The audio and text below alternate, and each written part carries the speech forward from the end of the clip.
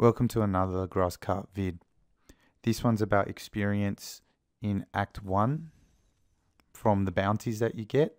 It's based on Torment 1 and having a pool. Now if you do it on Torment 6 or normal, you will get different experience, but you will still get the same scaling for each bounty you do. So it's still correct, but again, you will get more if you do a higher torment. You will get less if you do a lower torment than Torment 1. Obviously, there isn't another one.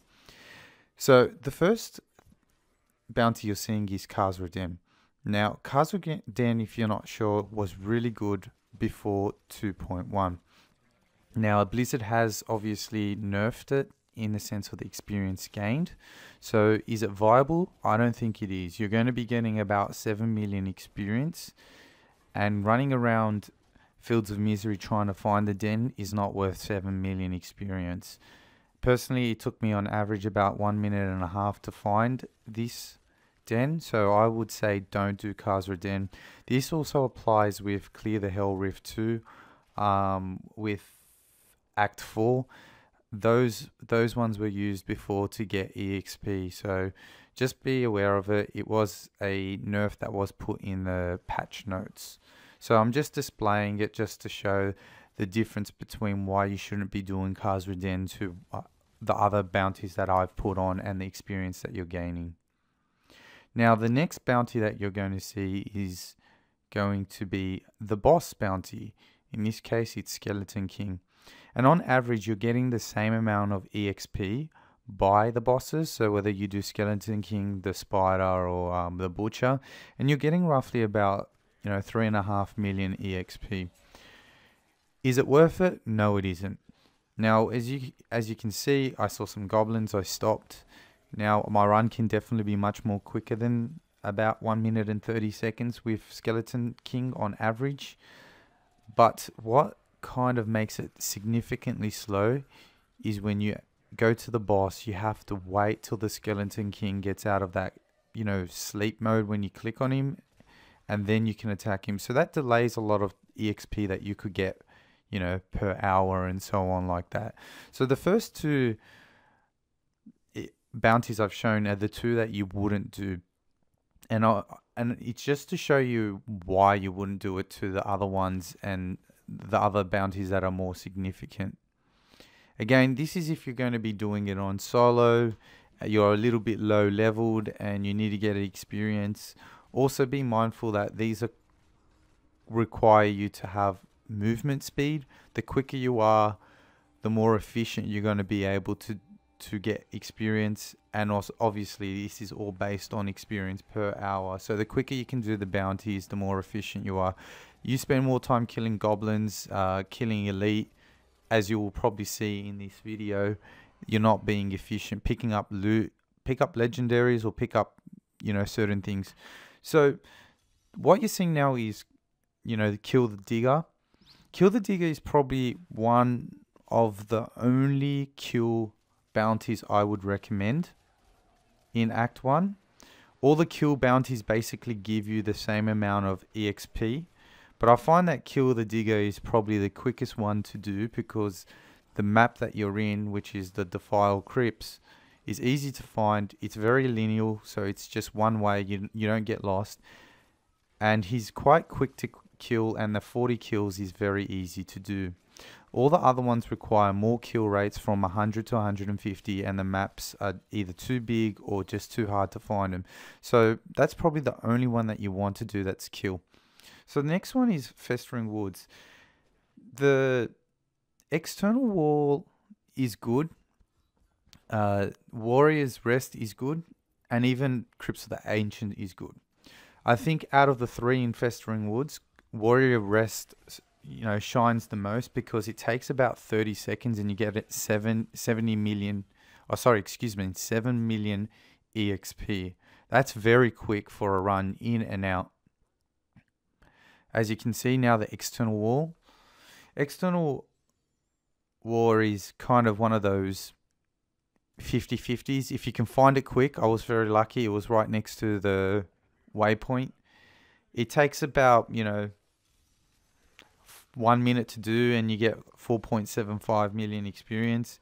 Again, that's probably something that you might want to miss, considering that Warriors Rest takes 30 seconds and you get 7 million experience. One that I didn't put in the video is Crypt of the Ancients. Again, that one's probably not as good as Warriors Rest, but it's better than External War, excuse me. You get 7 million experience plus the mobs that you kill in there, but it's slower than the Warriors Rest. So here we are, and we're going to be going for the Defile Crypts, and I'm showing you the jars, the Jars of Souls. I put this one in the video because a lot of people mention Jars of Souls.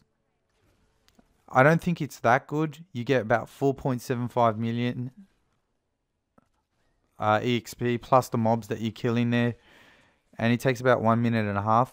Really, the thing that makes this good is the mobs that you do kill, but it takes a while to do this, and waiting and standing there and not killing anything, as you can see, is not being efficient. But I just wanted to show you this because I know that if I got comments or inquiries, a lot of people would say, oh, how about jars? How about that bounty? Why didn't you put that in? Because it's not efficient. I don't find that this would be an efficient way of actually gaining EXP. What you're really relying on is the density of mobs that you get from here. Otherwise, it's just not worth it, and I think that you might need to skip it. But again, these are the ones that you should look for if you're getting to a point where you're resetting the game and coming back in and you're not finding any of these ones, which would be very bad luck. Then sometimes you might just want to do a jars quest. I find it sometimes good to see different scenery, different missions. Otherwise the game becomes too grindy and boring. But again, we're in seasons and it's all about getting EXP, isn't it? So as you can see there.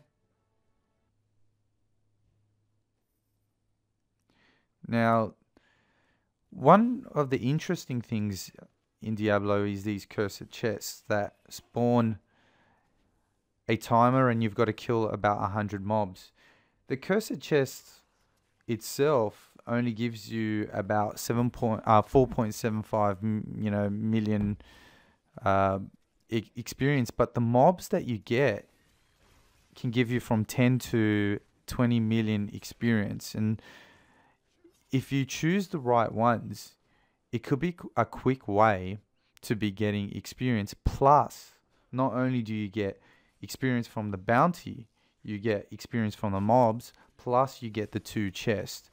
Now, the one in the caverns is probably not the best because it's very hard to find, but I've also displayed 2 more in this video that are definitely viable, and the third one as well. So the third one, I didn't put a video.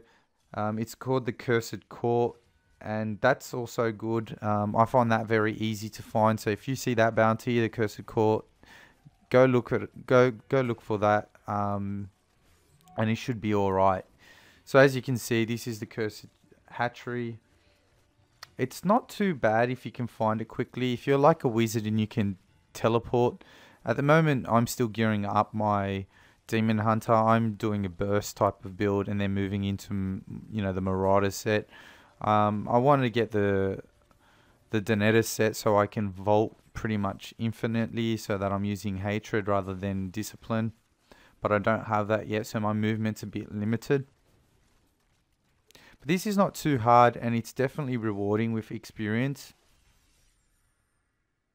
even though the bounty gain is quite low. So if you're going to do the cursed one, that one was probably the one I would miss out on, but definitely the one in Old Ruins where you can find in the cellar. This is extremely fast. Also in Old Ruins, I put a video up about a chest that comes up and a boss pops up. From what I experienced, it's Skeleton King that comes up. That's pretty fun. So if you ever see that chest pop it up, go see that video. I'll put an annotation up so that you can click and see what I'm talking about. So this one's definitely easy to get to. And again, you get the 4.75 million on T1. Guys, again, this is with a pool. So pools do give you extra reward from the bounty once it's completed. And so I'm getting the bounty experience, the mob experience, and the chest experience. So I think this one's definitely worth the time and effort. You know, they're roughly taking about under a minute and a half to do. And they're not very hard to do. And it's a great way of progressing through the game, especially when you're low level in seasons. It's one of those good ones that can kind of test you where you are. If you can't complete the 100 mobs, then you might be doing a higher difficulty than what you are. And plus you get the gear and you get some gems. We've been relying on, you know, the double goblin buff and the gold buff from what Blizzard has put to get gems and to get gold. But that's not going to be available. They're going to remove that off, obviously. It's not a permanent thing. So those cursed chests are a really good way of getting, you know, not too much gold, but more the gems. Again, here's a cursed shrine. Now, there's two options you can do with a cursed shrine. You can either fail it and let the time run down on the first level. Otherwise, if you're quick enough, you can kill all 5 levels. And the bonus of killing all the 5 levels is that you get not only the chest, the bounty reward, which is again 4.75 mil EXP. You get the mobs. You get also a chest, and you also get a shrine reward.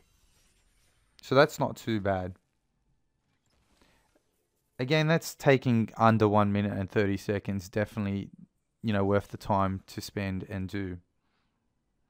Now, funny enough, the Moon Clan is probably one of the longest bounties to do, but I find it one of the more rewarding ones to do, especially if you're quick.